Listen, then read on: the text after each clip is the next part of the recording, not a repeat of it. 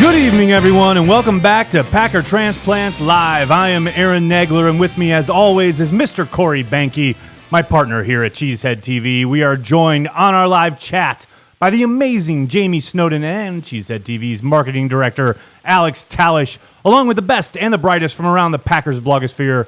Corey, why don't you tell us what is on tap tonight? Tonight, we are going to break down the Packers' thrilling victory over the Dolphins and look forward to the Panthers game. But right now, we have a legend in the house. Legend in the house! Time to talk to one of the greatest Green Bay Packers of all time, Mr. Leroy Butler. Mr. Butler, how are you tonight? Doing good, guys. How y'all doing? We are doing well now that you are here, sir. Yeah, exactly. You didn't see it because you're just sitting there on the phone, but we just played your very first Lambeau Leap, and let me tell you, chills every single time I see it. I never get enough of watching that. Neither do I. Same thing here, man. All right, okay? Looking at that footage, thinking back to that day, and then you watch the game now. You watch the game every Sunday. We see flags. We see ridiculousness on the defensive side of the ball. Tell me, A, how hard is it to play defense in the NFL today? And B, do you think you could do it? Well, it is difficult, especially if you're a defensive back. Every year the referees, they come in and they kind of tell you the rules, and you actually get a chance to watch film with them, and they tell you, kind of what they're going to be having their eye, what they'll be watching out for. And this year, this year was an emphasis on offensive pass interference, because if the offensive guy's putting his hands on a defender and they're not looking for the ball, like they do these bubble screens, they're going to call that. But for the most part, it's down the field, out to 5 yards. If you're touching a wide receiver, if you even look at him the wrong way, you're going to get the flag. So I would have to, if I was playing this in this era now, I would spend more time with the referees before the game and just kind of let them know, what are the ins and outs, and just explain to them to kind of let us play football. Because I know they want the score to be in the 50s and the 40s. But, we make a living to a defensive back, so just kind of let us play a little bit. Yeah, and you make a great point about, from crew to crew, it is really different. Like, you can definitely tell how different it is from week to week in regards to this crew calls things really tight. This crew lets a lot, not get away with stuff, but they don't call it quite as tight. So I think it's incumbent on D players, as you say, to kind of get in their ear a little bit. Speaking of young players and watching tape and improving and kind of maturing, what's your take on Ha-Ha Clinton Dix? I know Mike McCarthy came out earlier this week and said Sunday was his best game as a Packer. What have you seen from the young guy, and do you see the improvement that Mike McCarthy sees? Well, when you come off a season where both safeties didn't have an interception, there was no surprise they were going to take the first pick. And he was the guy I really wanted from day one, because if you look at the way they play in Alabama, they play a 3-4 type of a scheme. The safeties have to rotate a lot. The safeties mix all of the calls, and every now and then the safeties have to cover the third wide receiver. So he would fit what the Packers were doing. Now, he had a slow start to the OTA. He had a slow start to training camp, and for the most part, I think people got alarmed when they saw Michael Hyde being able to start. And as I told people, he's going to improve, but you can't put him out until he knows the defense. But now he knows the defense. Each week he's been getting better, and I think you'll start to see him starting games now. Yeah, absolutely. Speaking of ha-ha and laughing, you and I had a little back and forth on Twitter a couple days ago. I love that you put this out there. Tell him I say hi. You put this out there. Yeah, really. I'm letting the babysitters out there. Tell them to come over. Dude, I'm right there with you, man. I'm living your world right now. You put this out there in regards to the story about the Redskins laughing in their locker room post, getting whooped up on national television.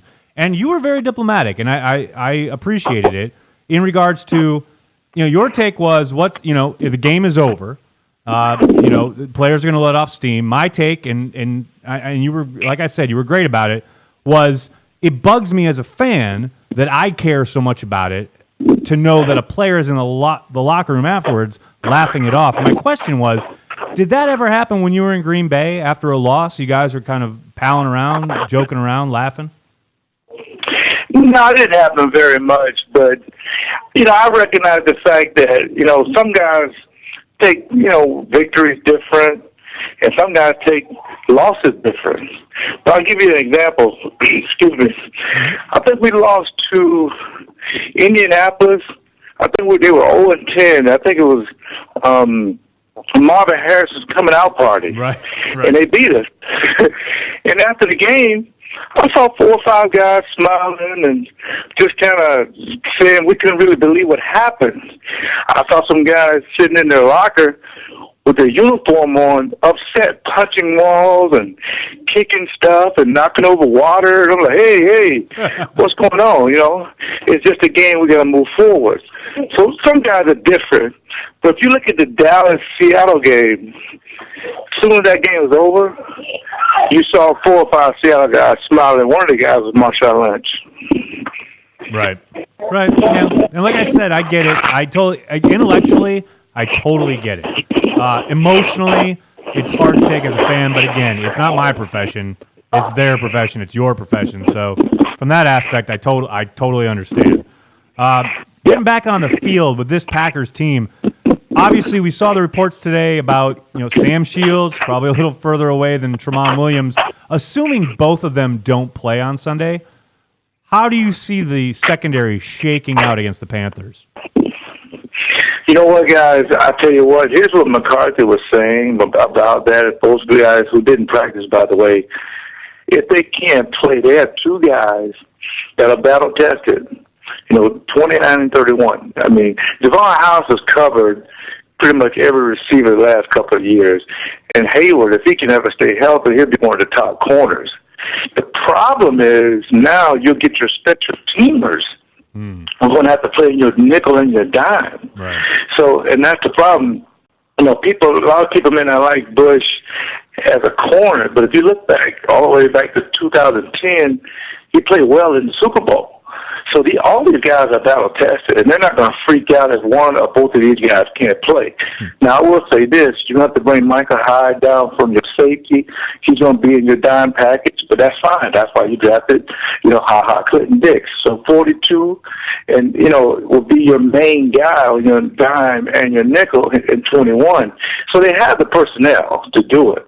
Right. But it's not the personnel they would like to go into if they were defending a 5 wide receiver set most of the day. Well, and thankfully, that's not exactly the Panthers, calling card. Obviously, it's all about Cam Newton.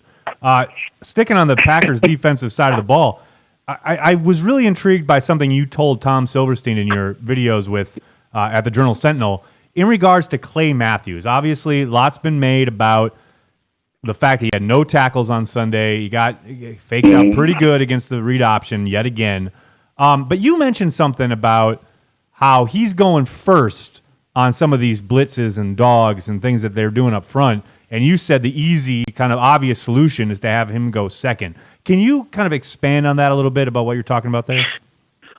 Well, I watch every play that Clay has done this season. And what people may not see that will never show up in the stat box is when they do a lot of these blitzing opportunities. He's the guy that goes first and draws the attention, and the other guy comes around and gets the sack. And he's done that with Mike Daniels. He's done that with Juice Peppers. I mean, you name it. They line him up in a lot of different spots. And plus, you look at his career. I mean, he's for 4 or 5 years. 3 of those years he's had double-digit sacks. And the other 2 years he's missed some games. But if you look at his career, he's a finisher. I mean, all of those sack numbers, they'll start to pick up, at the week 7, 8, and 9. I wouldn't be surprised if he get a couple this week. I mean, he's the kind of guy that gets better. But he's playing very unselfish right now. I mean, you could understand that this was most guys at his level, they'd be complaining to the coaching staff, listen, you got to put me in position to make some plays because I'm getting some heat from the media about my stat line. So he still has to make plays. Today the guys out in Vegas, the wise guys, they dropped the Packers' odds to get to the Super Bowl and win it, which was kind of surprising to me after that thrilling victory down in Miami, although these wise guys know all sorts of things that we don't. And I wanted to ask you, a former Super Bowl champion, somebody who's covered the team while they've won a Super Bowl, obviously a lot has to break right. Luck does play a little bit into it. You got to be playing well at the right time. But do you see a Super Bowl contender as you sit and watch this team here in October? Well, you look at the scope of the NFL. Okay, let's do that real quick. I mean, because let's be realistic. There's 6 teams in the AFC that have a realistic chance of making it to the Super Bowl, and 6 in the NFC. If you take the 6 teams in the NFC, the teams that got the hot start, the Dallas Cowboys, what are they going to normally do? They usually falter at the end. So if that's where all the chips are going, I think you have time. Now, you have to look at the other team that may have a chance. And sometimes you're playing a team this weekend that had a chance, but Cincinnati, took their lunch money. So the Green Bay Packers sitting right where you're supposed to sit. Now, teams like the Detroit Lions, what do they normally do down the stretch? They falter. So the teams that are 5-1, 4-2, or 3-3, or whatever, those are the teams people start to look at. But if I'm the Green Bay Packers, if somebody for some reason said I wasn't going to make it, I think that's the reason why you make money when you gamble. You can't put it better than that. All right. You are an absolute legend for coming on the show. You're always so gracious with your time. It was great seeing you at the Super Bowl. I hope we see you again down the road. Leroy Butler, absolute Packer legend. What do we have to do to get you in the Hall of Fame? That's all I want to know. Who do I need to talk to? Tell me who to tell me who to pay off. It's ridiculous that you're not in the Hall of Fame conversation every year. Well, you got more pull than me, but I think a lot of people I'm talking to, they don't put a lot of kickers and safeties in. I mean, I get that, but sooner or later they will have to. And I've heard from some of the guys who are already in, so they've heard my name when they get to that last 25. If I can just 1 year make it to the last 25, I think I will get in. I made it to the last 113 the last 2 years. So I just got to hope and pray, and I got nothing else to do but wait. All right. Well, consider Cheesehead TV your absolute official party headquarters for the campaign to get Leroy Butler in the Hall of Fame. Yes. Thank you so much. I appreciate that, guys. Thank you very much. Absolutely, man. Absolutely. Thank you so much for taking the time, man, and have a great night. Okay, we'll do it again for sure. Absolutely. Yeah. Leroy Butler. Leroy Butler joining us live on the line here at cheeseheadtv.com. That's how we roll. Packer extraordinaire.